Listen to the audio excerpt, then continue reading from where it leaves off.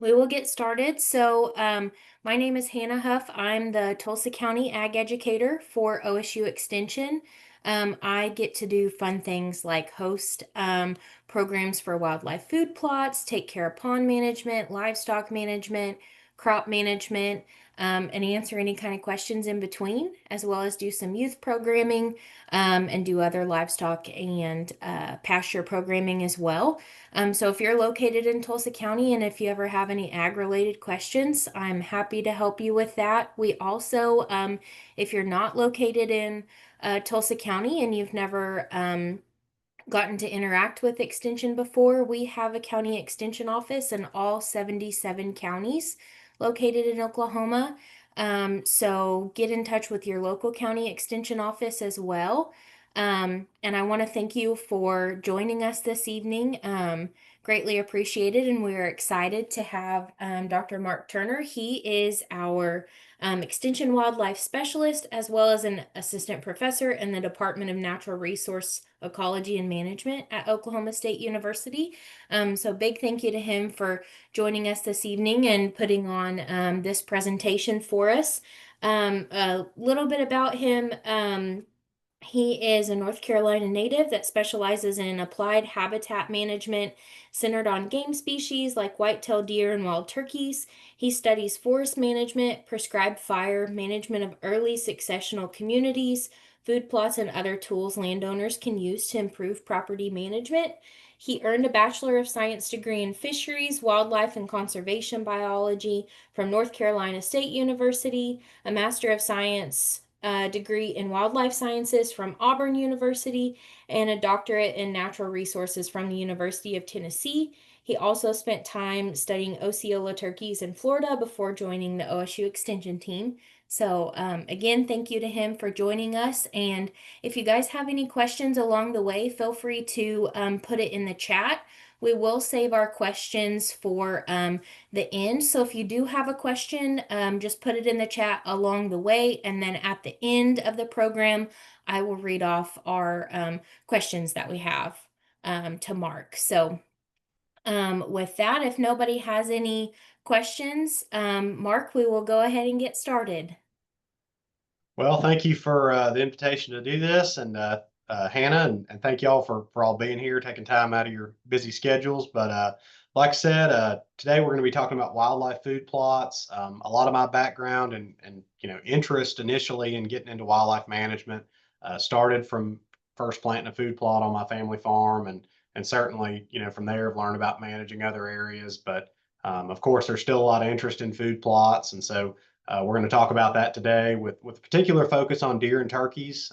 Obviously, there's food plots for lots of species that we can different plant, but today we're going to talk mostly about deer and turkeys, just simply based on the timing of this presentation. A lot of folks are ramping up to plant their cool season food plots. So again, there's a lot of interest in private landowners as well as public land managers in planting food plots for wildlife. Of course, food plots can provide things like deer forage availability, insects for wild turkeys when their broods are actively growing. That's an important resource. And then the reason that most people plant food plots is probably for hunting attraction. So of course, you can consider multiple objectives whenever you're thinking about your food plot program, but just be honest with yourself about why you actually want to plant those food plots. For example, is it to increase antler size of bucks on your property? Certainly increase forage availability, especially high quality forage plants during that summer period when bucks are actively growing antlers can lead to increased antler size, especially when it's done on a large scale across the landscape. Maybe you want to provide food plots for viewing opportunities. There's certainly nothing wrong with folks that plant a food plot just right outside their backyard, basically, and give them an opportunity to watch wildlife and enjoy the opportunity to see those animals. Or maybe you want to plant food plots to enhance hunting success, certainly for species like deer, as well as turkeys and doves and waterfowl. A lot of folks are planting food plots to really improve their hunting success and increase that. And so, just being honest with yourself about why that you want to plant food plots can help you better decide what species you want to plant, as well as how in depth into food plot management that you might need to go. So again, the first thing to do is simply define your objectives.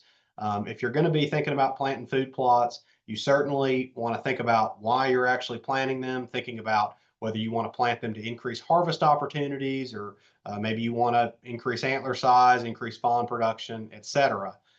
You also really specifically want to define the wildlife species of interest that you're working with. Now, you can plant food plots for multiple species. Again, a lot of what I'll talk about today is applicable for both deer and turkeys, but nonetheless, you should define the primary one because that's going to help kind of guide your food plot decision making. For example, are you interested in white-tailed deer forage availability and increasing forage for those species? For that, are you interested in maybe planting a wetland and increasing harvest opportunities and attraction for waterfowl? Maybe you're really interested in turkey season during the spring, and you want to increase not only turkey use of areas on your property, but also you can use food plots and incorporate them in such a way that you can provide brooding opportunities with fallow food plots. Or maybe you enjoy getting out with your kids or grandkids and going out and shooting a few doves in a dove field. So certainly food plots can kind of help meet various resource objectives. But figuring out what species you're actually interested in is important because what I would plant for deer, for instance, would differ greatly from what I would plant for seed production for doves in most cases. I'd be remiss if I didn't start out with just saying that food plots don't replace holistic habitat management. Certainly, there's a great place for food plots in any habitat management plan, especially those that with landowners that are interested in hunting. But let's just be realistic with ourselves. Most places have, at best, 5% of their property in food plots, and on average, it's more like 2 to 4%. There's nothing wrong with that. You certainly, I wouldn't recommend planting hundreds of acres of food plots on a, and taking 50% of the property and putting them into food plots. But there's a lot of areas outside of food plots that you should be managing to do things like feed deer, provide cover for turkeys and bobwhite. Certainly with ducks, you can have moist soil management areas. And so thinking about areas outside of food plots first is important. And especially when it comes to deer in particular, it's really cost prohibitive to feed deer with just food plots. For example, this early successional community that we've just managed with prescribed fire over several years is producing about 800 pounds of acre per forage at a cost of less than $25 an acre. So we can really efficiently manage this area for forage production for deer, and it's also providing it was providing excellent brooding cover for turkeys earlier in the spring. We have some areas we let get a little bit more brushy that are going to be better for nesting, and so we can really efficiently manage that land. Whereas if we tried to produce forage in food plots, well, on average, food plots you could expect production, moderately expect production up to like 2,000 pounds per acre.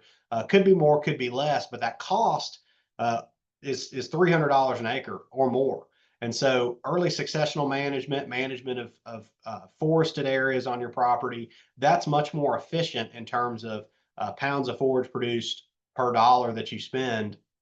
And that shouldn't be overlooked. And even if money was no object, which it certainly is for most folks, food plots don't provide cover. And so if you're interested in providing areas for turkeys to nest or turkeys to take their poults in during brooding, similarly for bobwhite, I mean, there's a lot of resources that you simply can't provide in food plots. And so don't overlook just habitat management as a whole. And certainly there's a lot of resources through my extension program as well as those of others in other places to provide information to help you better manage your whole property. But nonetheless, we're here today to talk about food plots, and there's a good place for them. So there's kind of three different types of plantings that we can discuss.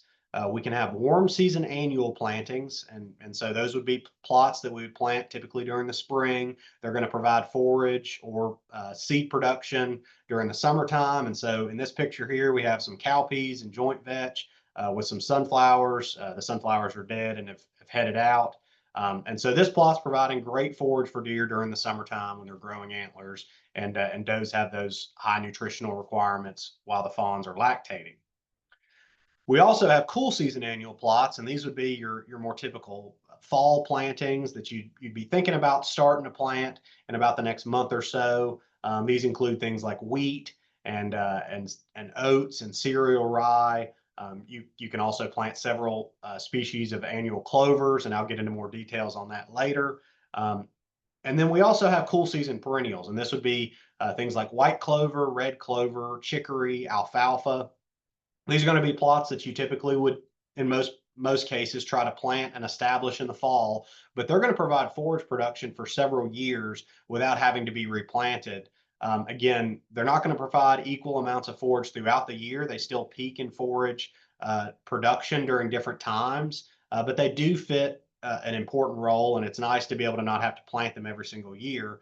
And so today we're really going to focus in on cool season annual and cool season perennial plantings because, again, this is the time of year when you ought to be thinking about getting those established.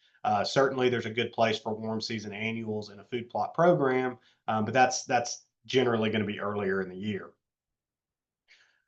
We also oftentimes think about, again, you need to define your objectives and you need to figure out what species you're wanting to manage for. And we can plant food plots for species ranging from deer and turkeys to doves and waterfowl.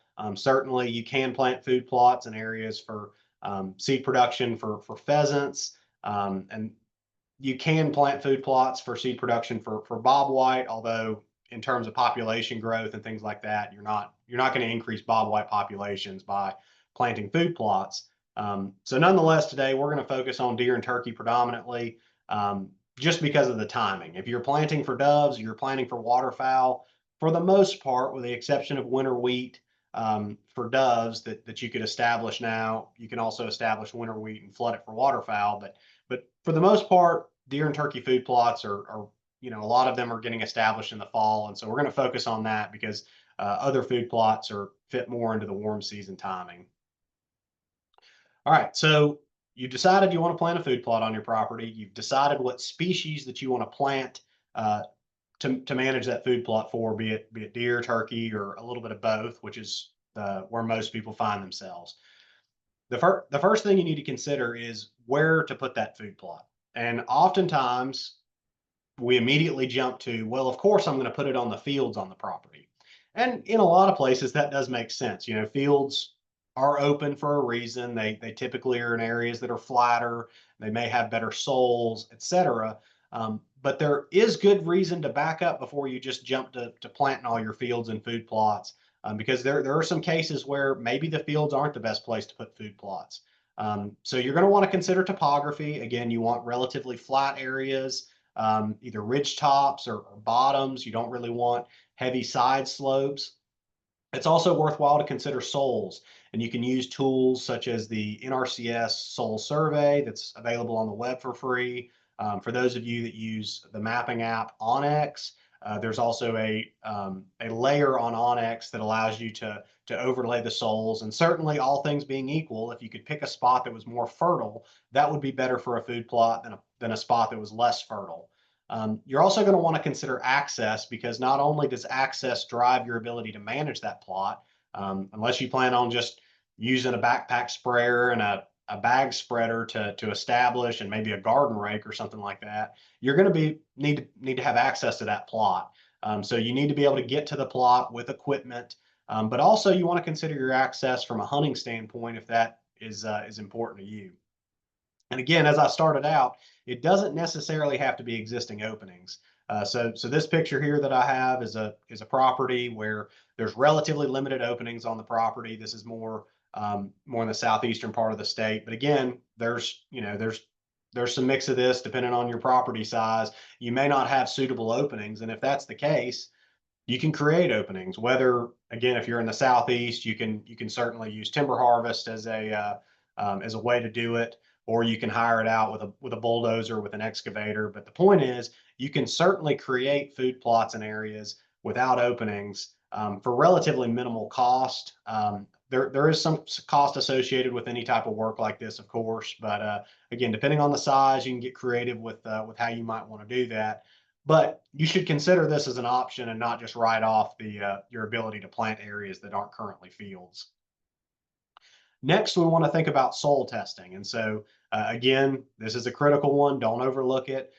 In Oklahoma, we can send our soil test off to the OSU Agricultural Testing Service, which is run by the out of Oklahoma State University. Again, for about $15 per sample, that's really minimal cost. And considering that everything really hinges on the ability of the soil to provide the nutrients that those plants require, this isn't something that you should overlook, because not only can it actually reduce your inputs in some cases, instead of just broadcasting a generic fertilizer at a heavy rate, you can really fine tune the nutrients that are missing from the soil in that plot. But they can also just help prevent failed plots. For example, if you don't amend the soil because you didn't test it and you don't know what you were missing, and the plot fails, well, you just wasted your time and your money on all that seed, and potentially herbicide that went into that plot. So don't overlook soil testing, kind of as your first step before you think about anything else, to get that plot established. Once you have your soil test results back, you're going to want to think about soil amendments. And so we think about soil amendments in two ways. We have lime and we have fertilizer. So first, talking about lime, lime is used to neutralize acidic pH in soil. So pH stands for power of hydrogen, and it's essentially a measure of, at least in the way that we're thinking about it for food plots, we think about it in a way of how well that a soil is going to make various nutrients available for plants. So a neutral pH would be 7, and that would allow most nutrients to be very readily available. If we have a pH below about 6 or a pH above 7.5, we start having problems. Now, for most of Oklahoma, and just in general, this is more common, we tend to have a more acidic pH. And in those cases, fortunately, we can use lime to neutralize that acidic pH, to get it back up to that 6.3 to 6.7 range that's really more desirable for plant growth.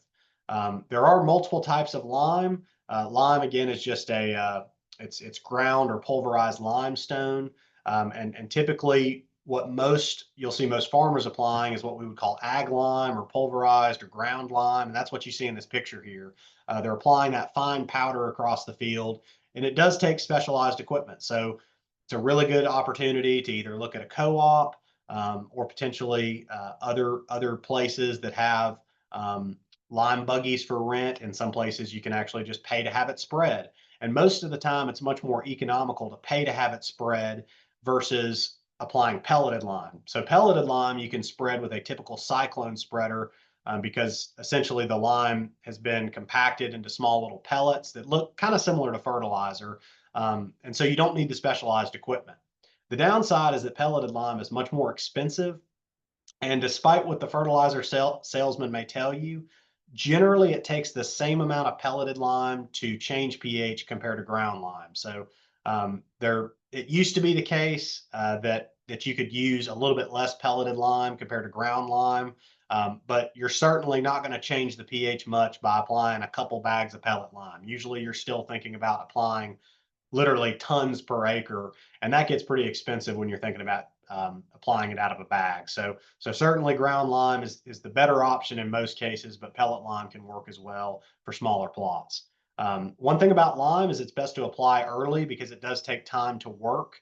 Unlike fertilizer, which is relatively readily available, it takes time for lime to actually neutralize the soil. So it's better to apply the lime, say 3 to 6 months prior to planting. But if you can't do that and you're sitting here in early August and you're looking to plant a food plot, then apply the lime as early as you can, even if it's the day of planting, and it'll get better over time.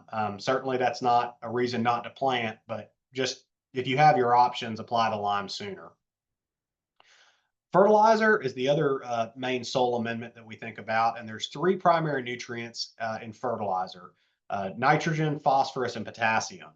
And each of these have a picture here of a bag of fertilizer. They correspond to these numbers. So 13, 13, 13 or triple 13 contains 13% nitrogen, 13% phosphorus, and 13% potassium. So again, each of those numbers tells you the percent that's in that bag. And so if you have, for instance, 2 50-pound bags or 100 pounds total of this fertilizer, you'd apply 13 pounds of nitrogen, 13 pounds of phosphorus, and 13 pounds of potassium, which again, this is what we'd call a complete fertilizer, because you have an even distribution of nutrients. Now, despite the fact that these are really readily available at Lowe's, Home Depot, Atwoods, etc., These actually may not be the best option in most cases. So remember, we talked about soil testing.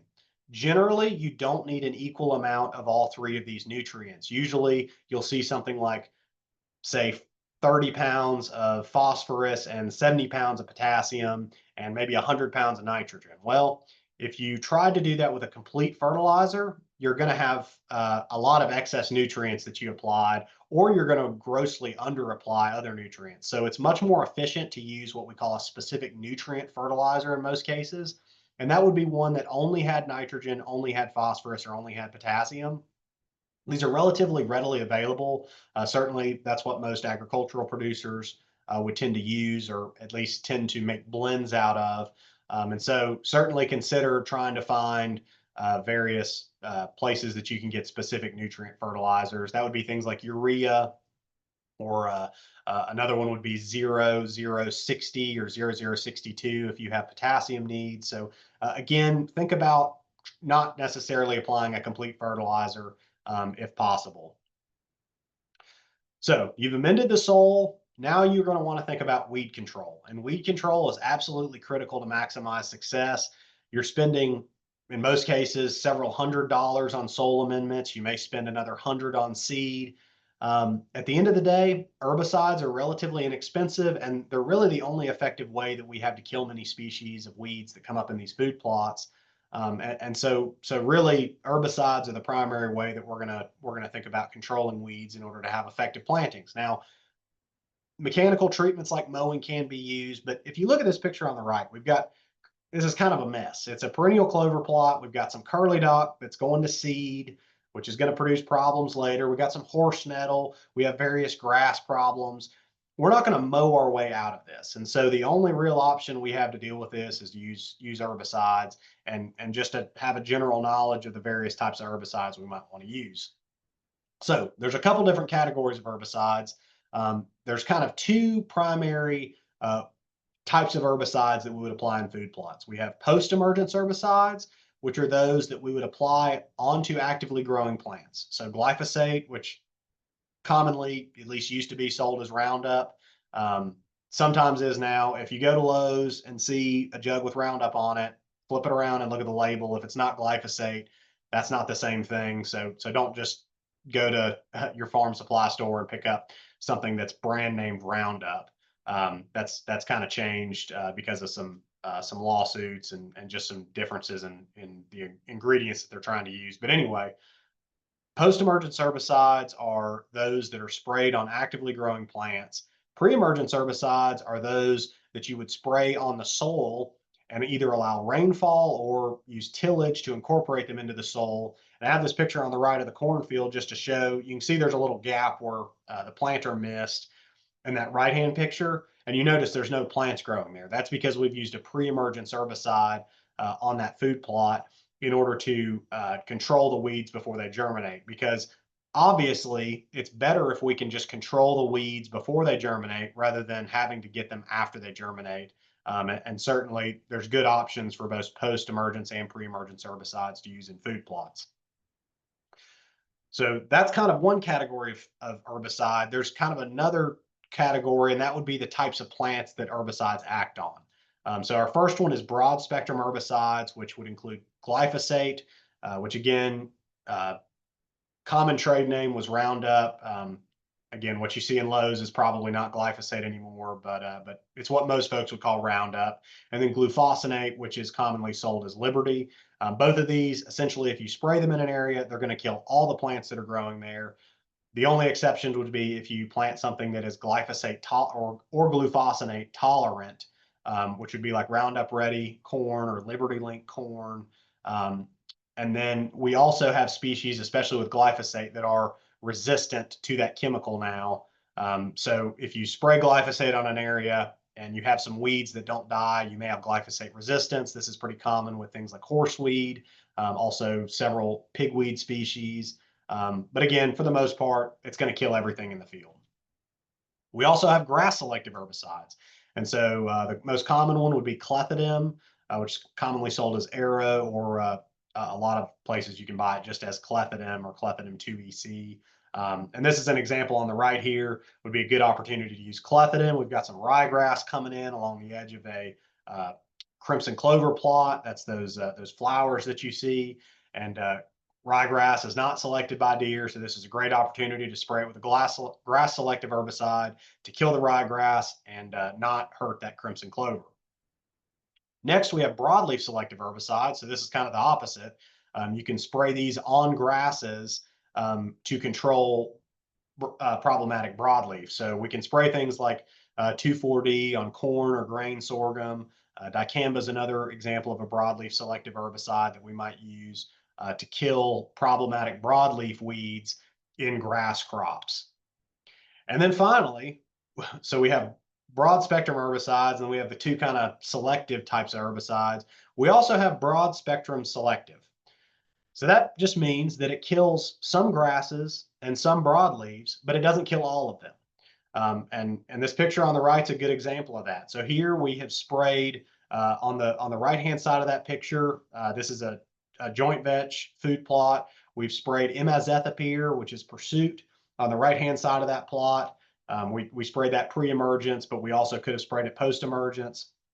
As you can see, we got a bunch of joint vetch growing there, whereas on the left, we did not spray that herbicide and we have grasses coming up. And so again, that imazethapyr is going to control some grasses and some broadleaves, but it's not going to control all of them. As you can see, joint vetch is tolerant of imazethapyr. There's also lots of clovers that we would plant. You can use imazethapyr on, which again, imazethapyr is commonly sold as either pursuit or thunder. Another example of a broad spectrum selective would be S-metolachlor, which is commonly used for pre-emergence control of various weeds in corn and soybeans, but can also be used in other systems. So again, that's kind of the types of herbicides. Just thinking about basic overview of things that you might use in food plots. All right, so I'm now going to walk through, once you've identified your site, you've thought about weed control, I'm going to walk through the two different ways that you might consider planting a food plot. First, we're going to talk conventional, and then we'll talk just briefly about no-till methods. So with conventional planting, the first thing you're going to want to consider is killing the existing plants in that field. So you're going to want to go out and see what's out there. And in most cases, glyphosate works. If you have some weeds that are glyphosate resistant, you might need to add something like 2,4-D into the mix, but generally glyphosate works very well to burn down the field is what we call that application. Now, before you spray it, certainly you may need to prepare that field for the spray. Herbicides work most effectively on actively growing plants that are relatively young and relatively short. So if you have a grown-up field, it's probably better to mow that field or bush hog it several times. Burning is an excellent way to prepare the field, but you really want to set all those plants back to where they're actively growing, such that the herbicide is readily uptaken. So after you've done that, you're going to want to think about amending the soil. Again, you've tested the soil already. You've ordered your fertilizer, and then you can amend the soil based on your soil test. It's generally recommended to incorporate that fertilizer into the soil. If that's not possible, it's okay. But especially for lime, as well as um, uh, potash is relatively moves relatively slowly through the soil profile. So it's best to incorporate that fertilizer into the soil. But again, if you can't do that, that's all right. And next, you're going to want to think about preparing a seed bed. So generally here we're talking about tillage using something like a disc. A chisel plow works very well if you have a little bit more thatch material to break up that thatch, and then use a disc or a harrow to prepare the field. In a lot of cases, when you have relatively small equipment, like in this picture, that's not a disc that you're going to be able to drag over a field of dead thatch and very effectively break up the soil. So what we've done here is we burn this field off. Well, we first sprayed it, and then we burn the field, and that has now consumed all that thatch, and we can very easily go over that soil even with a relatively light disc and prepare a good seed bed. So that's a good option for landowners that have smaller equipment like a lot of us do, and so that way we can prepare the seed bed. You want a relatively fine seed bed. such that you don't have big clods. So something looking like this is looking pretty good. It could be even finer than that. But at this point, you're ready to plant your large seeds. And you'll notice that I didn't say plant all the seeds, just the large seeds, because generally, although you can buy seed that has mixed seed sizes, the way and the depth that we want to bury large seeds is different than the depth that we would want to bury small seeds. So for those larger seeds, like things like cereal grains or soybeans or corn, or even grain sorghum, after we've prepared a seed bed, we're going to want to incorporate those. And if you don't have a seed drill to actually put those seeds into the soil, your best bet's going to be broadcasting them and then just shallow disking to incorporate. So generally, you're going to want to disc to where the seeds end up about an inch under the soil surface. So usually that would mean disking about an inch and a half to 2 inches deep. Again, not burying them too deep, but you do want to get them buried to where they have good seed to soil contact and they're not as exposed for various animals to come eat. After you've done that, you're then going to want to go cultipack the field. And for a lot of folks that don't have cultipackers, there are alternative methods, and I'll show the one that I prefer here in a second. But a cultipacker is pretty invaluable, and you can tell a big difference if you cultipack half of a plot versus not cultipacking half of a plot, because cultipacking is used to firm up the ground and reduce the amount of air that's there contacting the seed, and make sure that you've got good seed to soil contact. So if you don't have a cultipacker, I'd recommend looking at auction houses for one. You can get them new for even for a side by side or something like that, but it's well worth the money to spend on having one. If you don't have one, oftentimes folks resort to using a drag or something like that. I don't recommend drags. You generally don't have near as good of results as cultipacking. And what I've done a lot of times, and yes, this takes time and effort, but driving over the field with a side by side or with a four wheeler is a very effective way to essentially cultipack the field. Now you got to go over the field twice because every time that you, of course, every time that you drive, you're going to have a mist strip in between the tires. So it takes a while to do this, but it's a very effective way to cultipack the ground, and it's much better than using a drag or anything like that. And then next, we're just going to think about planting those small seeds and cultipacking again. So we're going to broadcast seeds like clovers and brassicas or alfalfa across the soil surface, and then ideally run the cultipacker again. You don't necessarily have to cultipack that last time, but it certainly helps just ensure that you've got good seed to soil contact. And from there, you can pray for rain and should be off to the races if you get some good precipitation after planting. Now, the other technique that you can use for planting is no-till planting. And generally, the first two steps are the same. You're going to kill existing plants and amend the soil.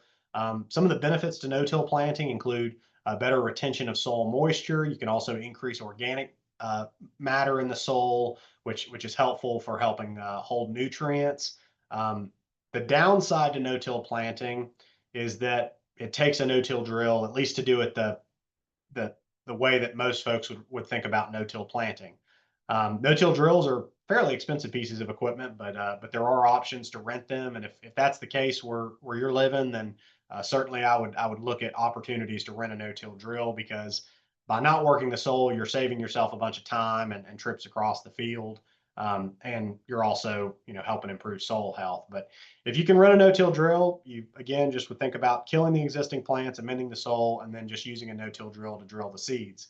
Now, if you're thinking about no-till drilling, or excuse me, no-till planting, for whatever reason, maybe you don't have good equipment, you're limited to just hand tools, you can effectively plant a plot by simply killing the plants, amending the soil, and no-till topsowing.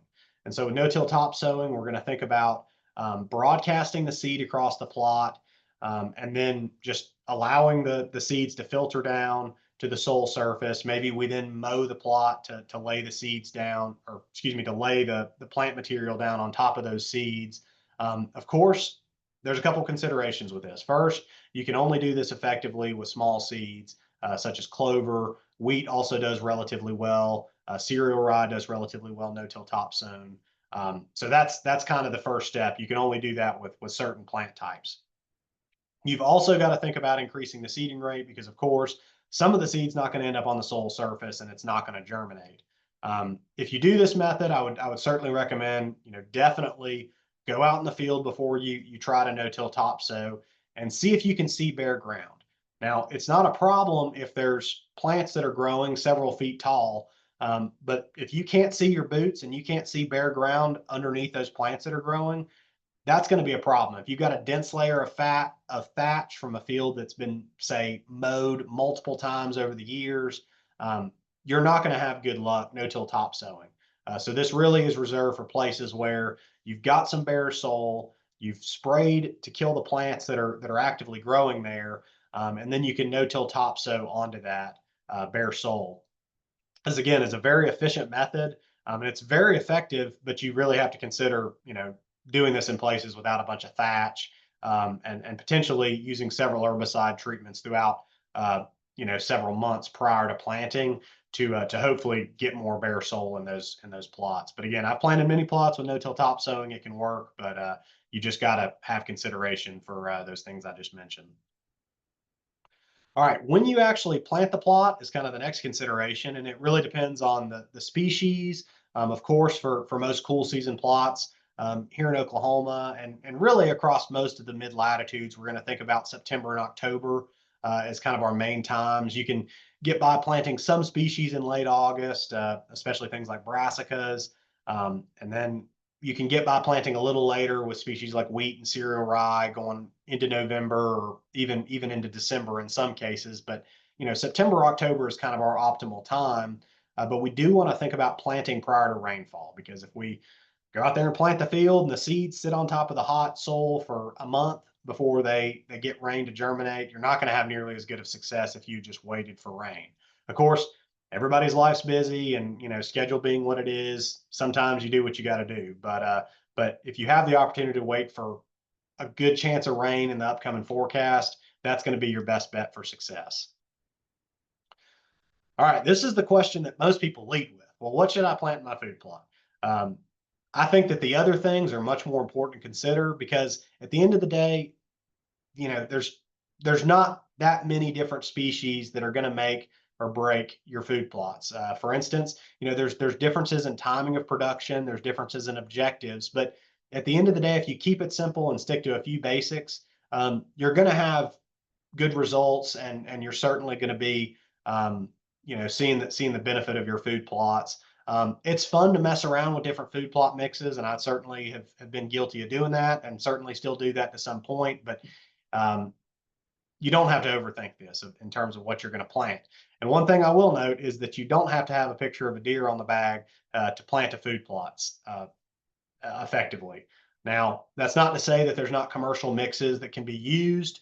Certainly, there are good commercial mixes that are available, but generally, it's going to be more cost effective, and you're going to avoid planting things that deer don't eat. For example, if you just go to your local feed store and buy the first pick bag that has a picture of a deer on it, I've seen mixes that have warm season plantings and cool season plantings mixed up. I've seen mixtures that have things like ryegrass in them. That's a really common one that I would never recommend planting in a food plot. And so at the end of the day, if you're going to go the buck on the bag seed from a store, from a sporting goods store, flip it around, see what's on the seed label, and think through whether it's actually a sensible mixture or not.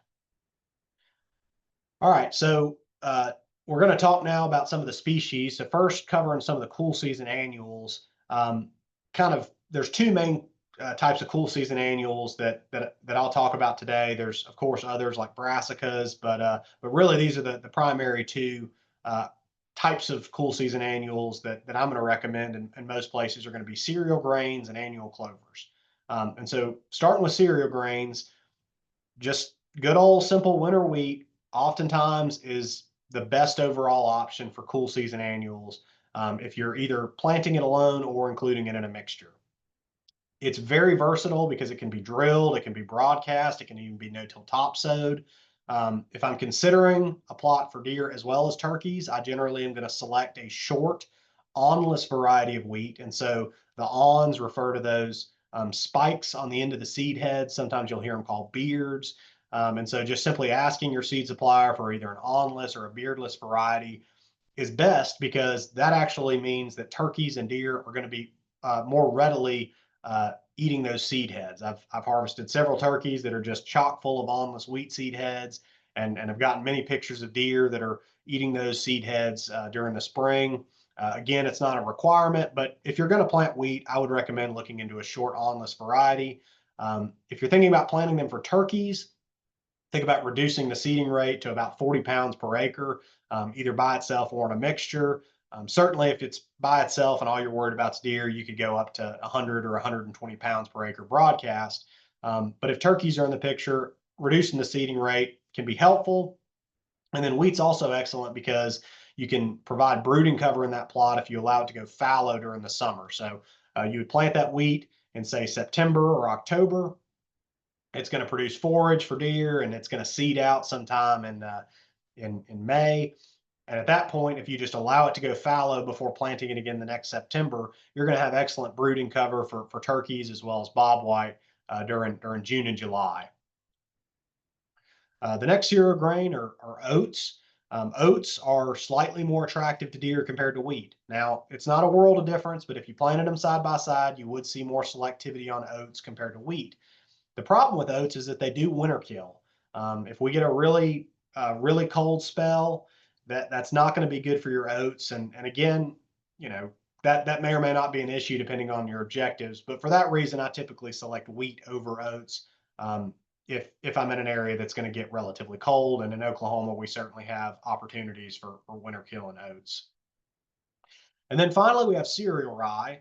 Now, in this picture, the cereal rye is the one standing way above the rest of that field, and the rest of that field is oats. And so, as you can see, the cereal rye is much taller. Potential benefits to cereal rye: it's really winter hardy compared to oats or wheat. So that certainly can be a benefit. But most parts of Oklahoma don't get cold enough to where winter kill is an issue with wheat. And so, for that reason, I don't typically recommend cereal rye, because that tall structure can make it more difficult to get in there and work your plot. And also, if you're thinking about turkey brooding, that's way too tall a structure for turkeys to go out there and use that field.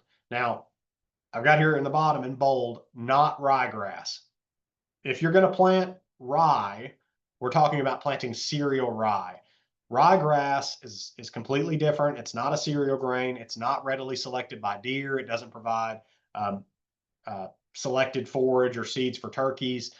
Ryegrass is a relatively noxious plant, and I would not recommend planting it in any food plot. And in fact, I've spent a lot of time trying to kill it out of food plots where it just came up out of the seed bank or was in some mixtures that had previously been planted. So do not plant ryegrass in food plots for any species. All right. So cereal grains are kind of part of the backbone, and then the other half of the backbone of a cool season food plot program in most places is going to be annual clovers. And here I'll highlight a couple of annual clovers, with crimson clover to me being the kind of the gold standard. It's easy to grow. The seed is relatively readily available most places, and it's a really great option to mix with wheat or oats in a food plot. Again, you're planting, say, 40 pounds or 50 pounds of wheat and oats, along with that rate of crimson clover, and that's going to be a good option to provide forage all the way through late April on into early May. Typically, you're going to see those nice red blooms in April, at least in our latitude. Airleaf clover is another option, and compared to crimson, it's relatively slower to establish. So crimson clover is going to provide great attraction during the fall, as well as some forage through the winter, and then a lot of forage during that March and early April timeframe. Airleaf clover is not going to do a whole lot in the fall, but by the time that crimson clover is starting to fade, the airleaf is busting on out, and it's going to be flowering on later in the year, in, say, June. And in most places, it'll actually provide some forage availability on into early July. And so mixing these two is a great option. And I'll get to the exact mix that I use here in a second. But, you know, kind of my standard cool season food plot mix would include either wheat or oats, and then a mixture of crimson clover and arrowleaf clover. Part of the reason I like these two is that they are both strong reseeders. And so what I mean by that is that unlike a perennial food plot where, you know, you only have to plant it once and the plants in that plot stay alive throughout a long time, and you can manage it using something like alfalfa or white clover. These will die. They don't live more than a year. They complete their whole life cycle in that short period, but they produce a bunch of seed, and you can effectively manage that reseeding. And so I've maintained several plots for better than half a decade without having to add a bunch of additional seeds to the plot, just by allowing them to go to seed. And so I'll kind of talk through that here in a second. Um, Now, this is a picture of a cool season mixture. Again, this was a mixture of there's some wheat that's still standing there. There's crimson clover there. There's also arrowleaf clover there. This is a picture I took of it in August. As you can see, everything is dead. Everything is seeded out. There's no forage production for deer in this plot at this time, which is okay because I've got food in other areas that I'm managing, both native plant communities as well as with warm season food plots. So I've planted this plot the previous year, allowed it to go fallow to provide brooding cover during the summertime. And I've gone in now and I've sprayed it in early August with glyphosate. So that was taken right after I went over it, or about a week after I sprayed it with glyphosate. As you can see, everything is dead there. I then went in this case, mowed the plot, but you could also burn the plot. You could also lightly disc the plot in late August. And so again, this is kind of thinking about, you know, you've established the reseeding annuals the previous year. You actually planted the seed. Now you're going to reseed them into year two. And this is what the results look like. I went over and mowed the plot. I've got a bunch of crimson and a bunch of arrowleaf clover that are now germinating. The seeds are germinating, and this is just looking great. And this picture was taken in early September.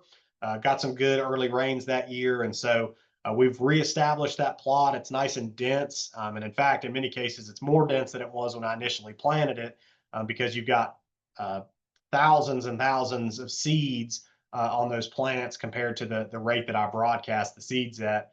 Um, and you can just do this in perpetuity. You can manage a plot in this way. This is very efficient and allows you to maintain these food plots with reseeding annuals without having to add seed every year. But the key here is you can't just go in and mow the plot.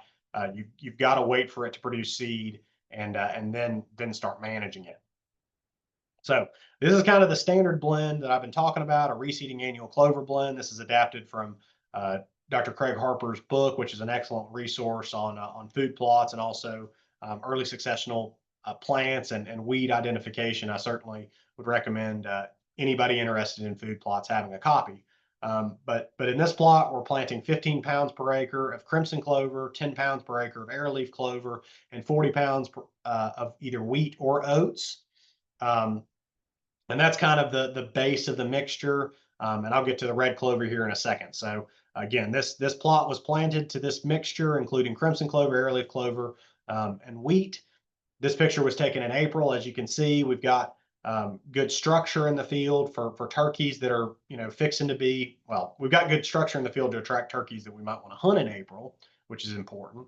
But we've also, you know, we're fixing to have pretty good structure in the field here in the next several months. But the crimson is providing excellent forage during this time. Uh, this picture is taken in May. As you can see, the crimson is mostly seeded out. There's just one or two little seed heads that are in bloom. But those leaves in the center of that picture are arrowleaf clover. That's starting to bust on out. This picture was taken in June. The arrowleaf clover is now dominating. It is now starting to seed out. That's those white flowers that you see. And we have some standing cereal grains that are dead there. And so if you want to have essentially a year-round food plot, you can add 10 pounds of red clover to the mix when you initially plant it. And this is what the plot will look like in August. And that red clover kind of takes over and dominates, taking over after the arrowleaf fades out and dies in July. And at this point, we can simply go on and manage the field the same way that we just talked about. I would recommend spraying this field and allowing those reseeding clovers to do their thing. And you can have that for the next year. Now, if you want to have the red clover each year, you're going to have to add that seed. The red clover, because it's perennial, it does not reseed. And so essentially the way I would manage this field right here, if I were trying to reestablish this blend, I would just had 10 pounds per acre of red clover seed after spraying the field, and then I would mow it, and it would look good for the next roughly 11 months. So again, this is just a really efficient, easy way to think about managing your food plots. All right, so next we have perennial food plots, and I'm predominantly today going to talk about just white clover and red clover as well as chicory. These are going to be planted in places that you might not want to plant a plot every year, but instead you want to maintain something for several years, which can be a very efficient approach. They don't produce as much forage as the cool season annuals during the wintertime. So that's one downside to perennials. They're really strong at producing forage during the spring. They also produce excellent forage availability in that October November timeframe, which again can match up really well with depending on your hunting objectives with attraction for deer. But they do tend to be less productive during July through September as well as December through February. They tend to go senescent during that time, and they're very attractive to both deer and turkeys. So again, we typically would plant them in a mixture. This mixture includes white and red clover along with chicory. That chicory is that leaf there in the middle. We planted that along with some cereal grains to serve as a nurse crop. And now, if we effectively manage that field, that's going to be very attractive for both deer as well as there's very few things that the turkeys like to strut in and forage in compared to a perennial clover field during the springtime. And so they can really help meet multiple management objectives. But the problem that folks have with perennials is they don't effectively manage them most of the time. And so most folks only get 2 to 3 years out of perennial food plots. And you really should be getting more like 4 or 5 or even 6 years out of perennial food plots before you have to either reestablish them or rotate them to something else. Now, the management of perennial food plots really focuses in on herbicides, and specifically here, I recommend treating them with clethodim mixed with imazethapyr. So that's clethodim mixed with pursuit during both the spring and fall. So if you spray it in the spring, you're going to control those incoming warm season weeds, and if you spray it in the fall, you're going to control those incoming cool season weeds. Again, that's a much more efficient approach than mowing the plot frequently. One other thing that you can do is you can go and frost seed these plots if they're sparse. So generally that would be during February or early March. You can go out and broadcast additional seed, and that's going to allow doing it during that time of year. The freeze and thawing action of the soil is going to allow those seeds to get good seed to soil contact and germinate.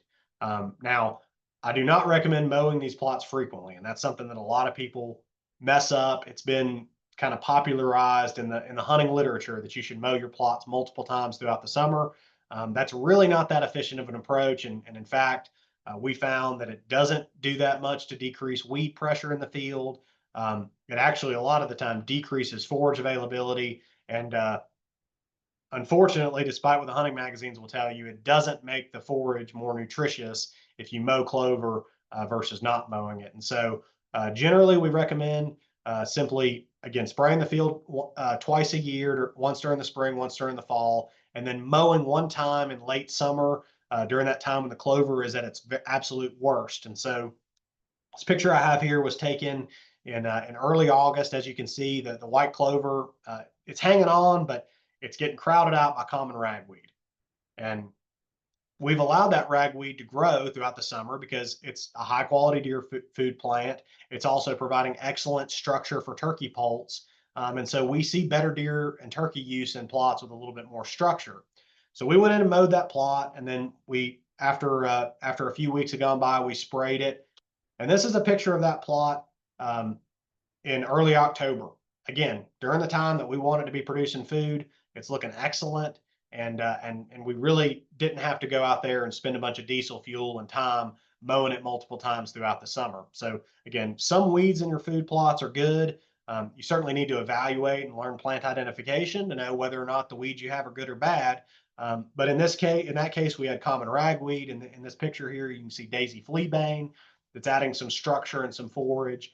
So don't get too bent out of shape with your perennial plots in the summertime, just especially broadleaves that are coming in. If you have grass weeds, I certainly would recommend spraying to take care of those. But most of those broadleaf weeds, if you just mow it once in late summer before the weeds go to seed, you're going to take care of them and then follow it up with a spray treatment. And you're going to be good to go for that fall. One thing that oftentimes folks overlook is the value that fallow food plots contribute to your management program. And when I'm talking about fallow food plots, I'm talking about areas that, in these cases, were planted in fall, and then the plots were allowed to produce seed, and then they were just left during that summer time frame, and they weren't mowed. Certainly, don't just go mow your food plots down just because a lot of the plants that germinate and grow in these fallow food plots, although we might call them weeds, they're actually really valuable both for forage for deer as well as structure for turkeys and quail broods. In that case of the top picture there, you can see that we have some common ragweed coming into a plot that was planted to wheat. Common ragweed is about 20% crude protein and very high in phosphorus as well. So it's an excellent deer forage that's highly selected. Similarly, in that picture on the bottom, we've got some pokeweed. We've got some horseweed, which is also highly selected by deer. So we've got some good plants growing there, and we're not going to allow them to go to seed.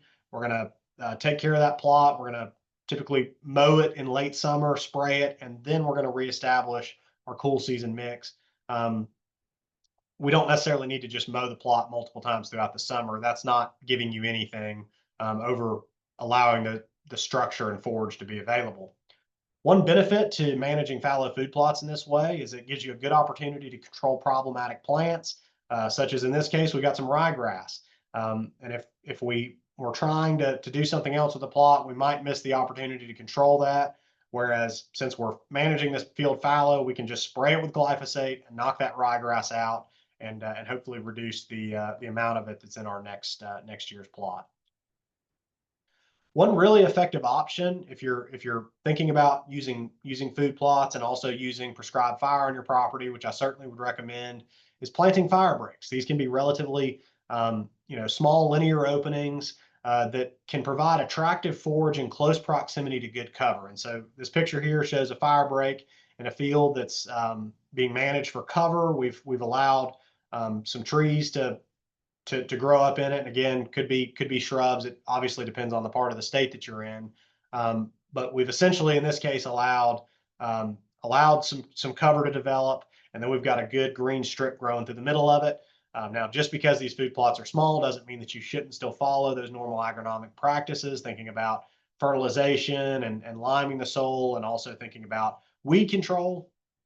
Oftentimes, fire breaks can be excellent spots for gun hunting, but they can also be used for archery hunting, depending on the arrangement. But one thing that a lot of folks miss with fire breaks is a lot of the time fire breaks are put on the edge of a field. And if that's the case, certainly you're going to have more limited success than if the fire break was moved out into the field a little bit. And there are some other benefits that can come from that I won't get into, but really, think about making sure that you have enough sunlight reaching your fire break if you're going to plant it as a food plot. Another thing that's really popular is planting small hunting plots. Of course, these could be anywhere from 1/8 of an acre up to, some would consider anything less than an acre as a relatively small plot. Certainly, these can be effective for hunting over and also just provide a great opportunity to view wildlife. If you're going to consider small hunting plots, I'd keep it simple and plan to plant a relatively grazing tolerant species. For example, clovers and wheat are a good option. Also, make sure that you're allowing adequate sunlight to the ground. And so in this case, in this picture here, we went through and we killed a bunch of trees on the side of the plot to allow more sunlight to reach the ground. And so if you have a shaded plot, you can get more sunlight on the ground just by killing trees. Even if you're just leaving them standing and not felling them. And so again, in this case, we're going to want to consider amending the soil and controlling weeds if we want effective small hunting plots for attraction.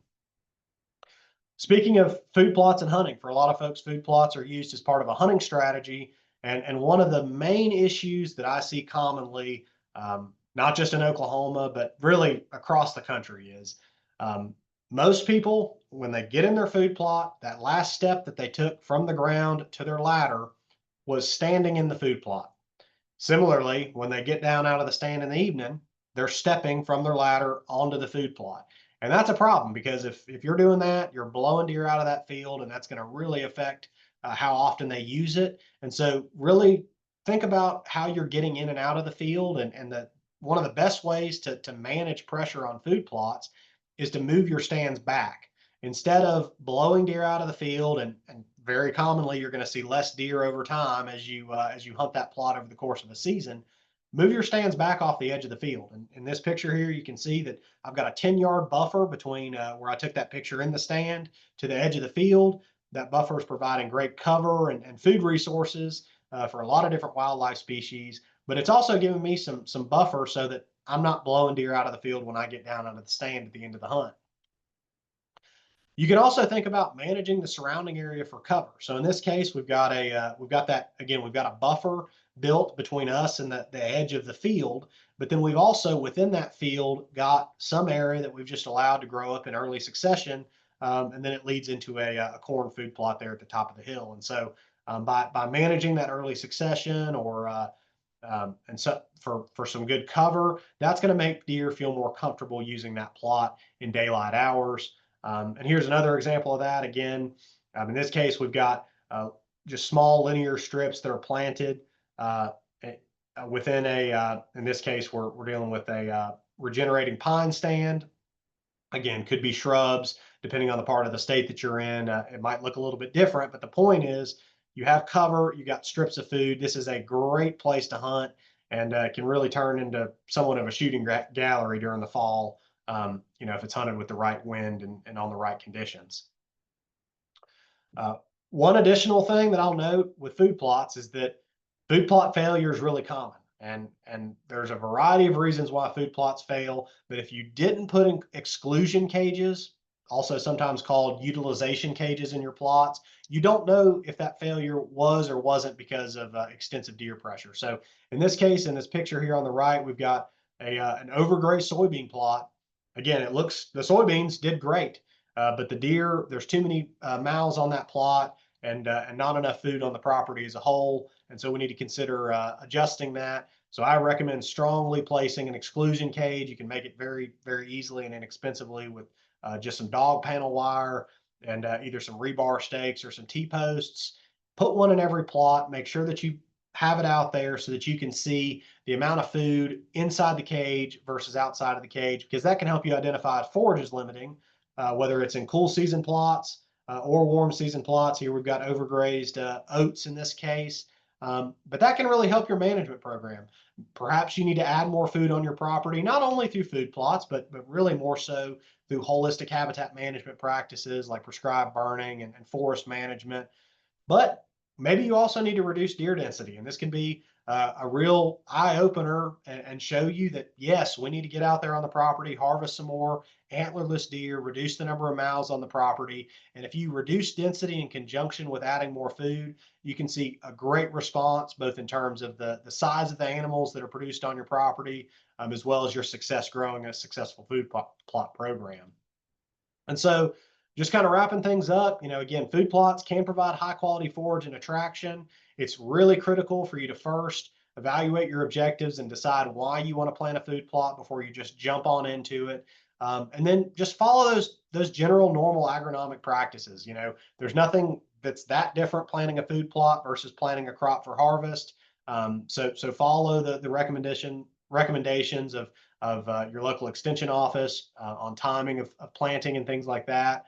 And have fun with it. You certainly can try different things and see what works and what doesn't on your property. But at the end of the day, select species to plant that are attractive to the animals that you want to hunt and provide the structure and the cup and the forage during the times that you want to be there on your property. And that's really going to be keys to success. For some additional resources, again, I mentioned one earlier.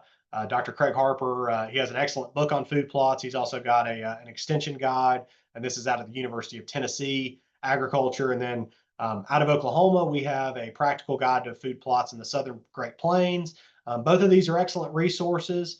So for more reading and more information on food plotting and to get started, certainly those are good places to start. And we also have other resources and fact sheets related to food plots through OSU Extension.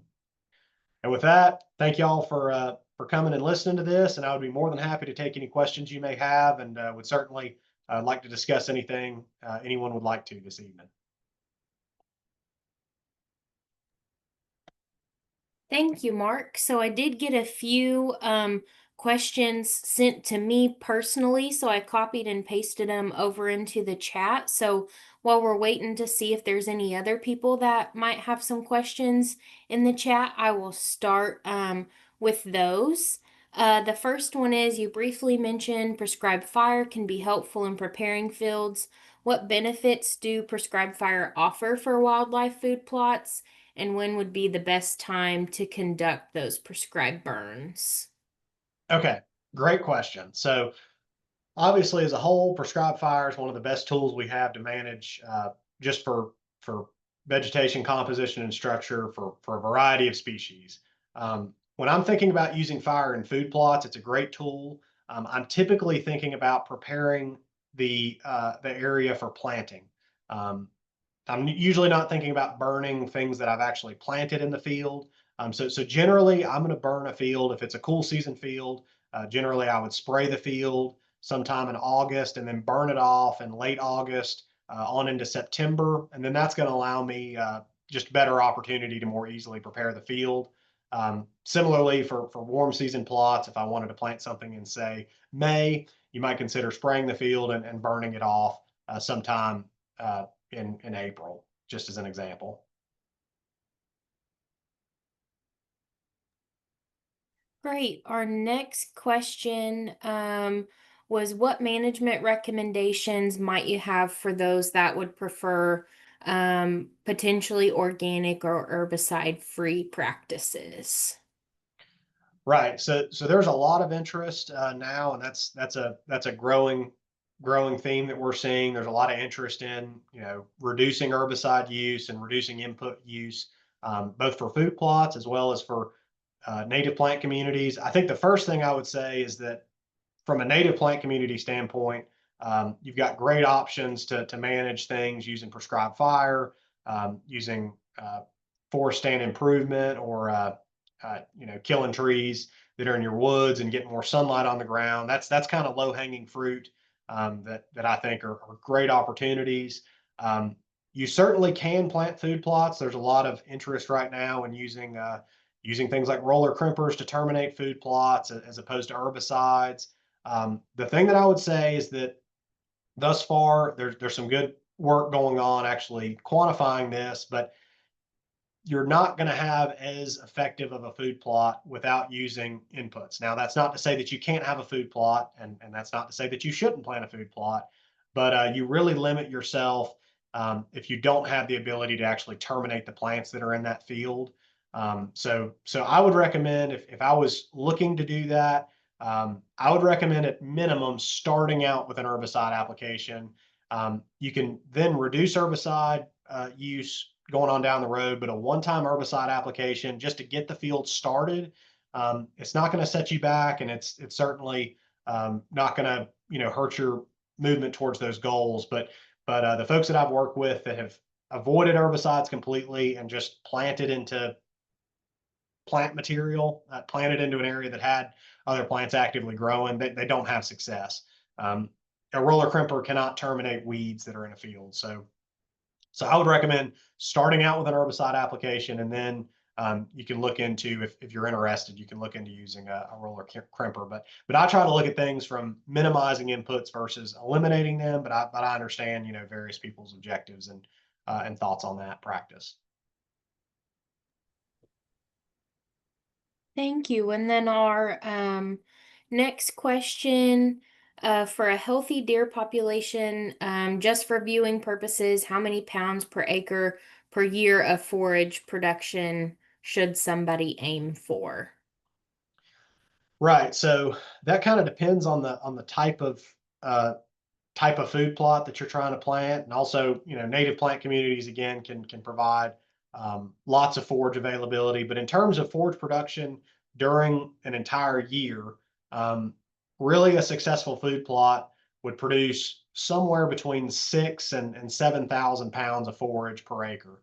I mentioned 2,000 pounds earlier, just as kind of a snapshot of forage availability. But if you're thinking about it throughout the course of an entire year, your food plot program per acre should easily, average 6 to 7,000 pounds.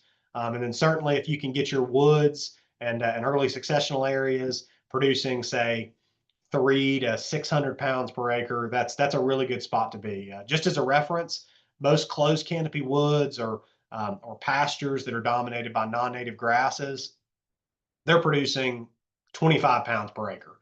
And so you can have a great magnitude of effect just simply by um, using some of those management practices to improve those areas.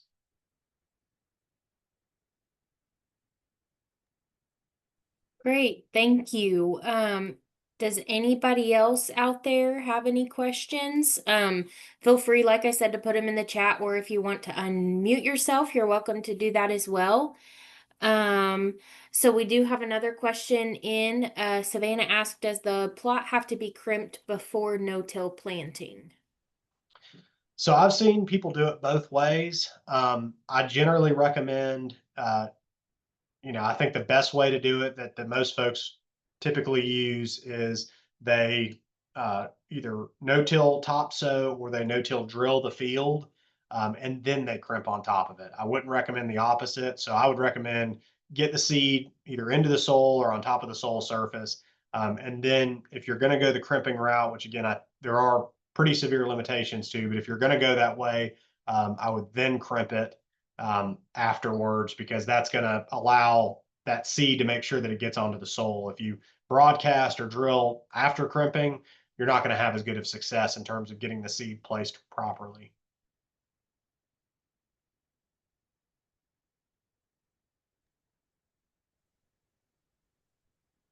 Thank you.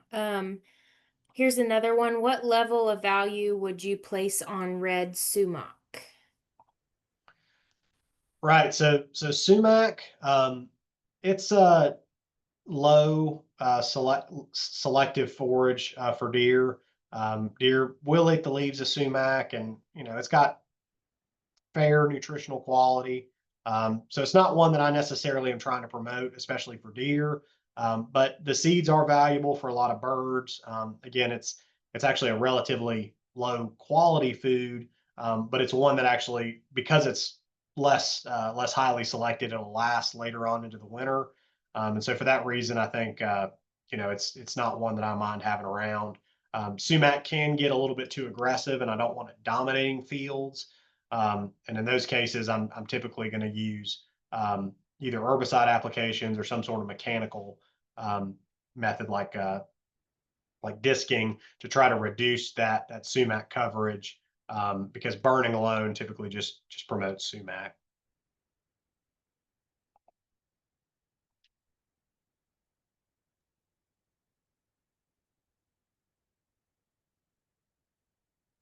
While we're waiting just a little bit longer to see if there's anybody else that has any questions, I did want to mention briefly, Mark talked about soil testing. So if you live in Oklahoma, you can bring your soil samples to any county extension office in all 77 counties.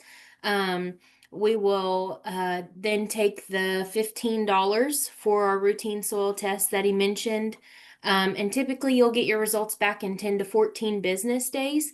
And those results will not only tell you the pH and NPK values, but it will also recommend on there what type of fertilizer to use, how much fertilizer to apply in pounds per acre or pounds per 1,000 square feet for those that do have smaller food plots. And then we can help you with recommended planting dates in your area, things like that.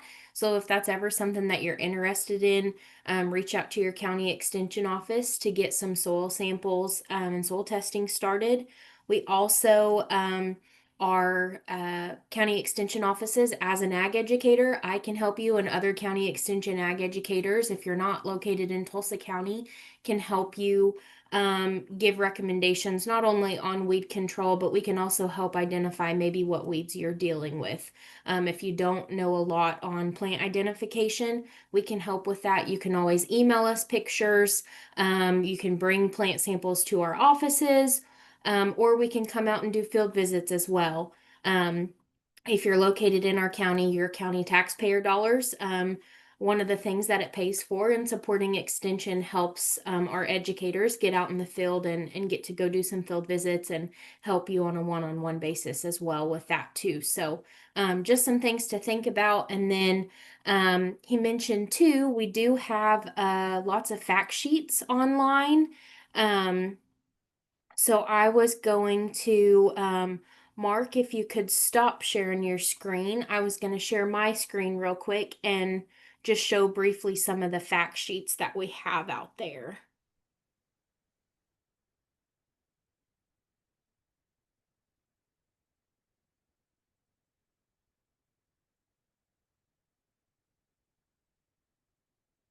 There we go. Can you guys see my screen all right? Should be the OSU Extension, search OSU Extension up at the top of the page.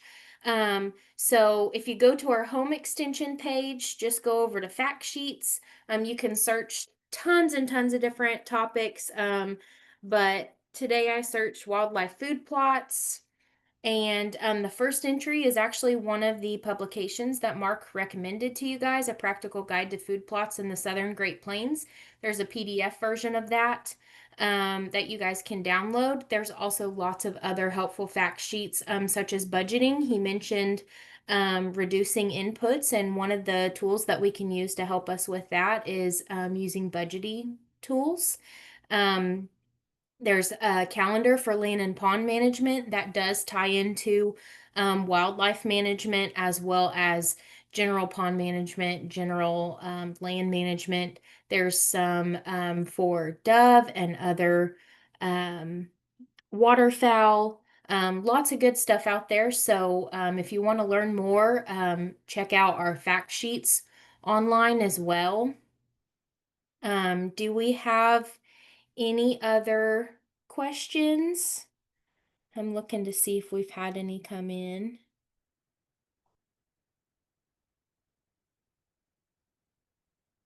I don't see any more at the moment. If you guys happen to have any questions after the fact, feel free to shoot me an email and I can forward those on to Mark. We can help get your questions answered.